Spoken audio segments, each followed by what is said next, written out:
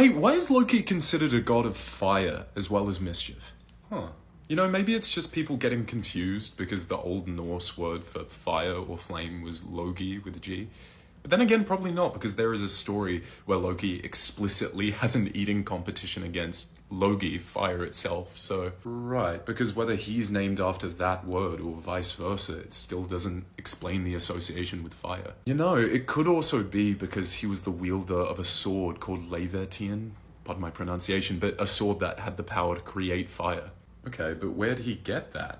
Come to think of it, where is Loki from? Well, that's a tough question. His past is pretty shrouded in mystery, to be honest. He's neither Aesir nor Vanir. His dad was a giant, and that's about all we know. Huh. What? What's huh? Well, do you remember that story where an eagle abducts Loki and forces him to kidnap Idun, the goddess who grows the apples which are responsible for giving the Norse gods their youth and vigor? Right, but he doesn't go through with it. The eagle tries to off him, but the Norse gods get him first. Right. Tangent.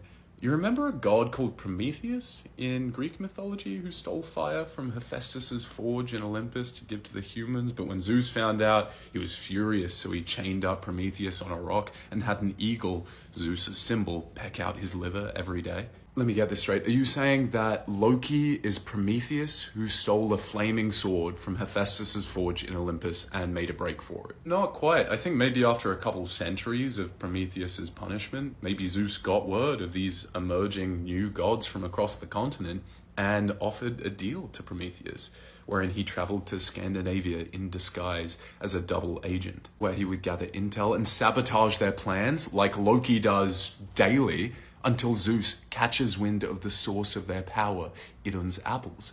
So he sends his eagle to force Prometheus or Loki into seizing that power for Olympus. But he betrays him. Because despite the havoc that Prometheus constantly causes as Loki, the Norse gods still treat him better than Zeus ever did. But he's got to come up with a convincing lie to appease Zeus and prevent all-out war between the pantheons. So Prometheus, god of foresight, pretends to foresee a prophecy in which he is responsible for the downfall of the Norse gods. Ragnarok. Triple agent. That's classic Loki.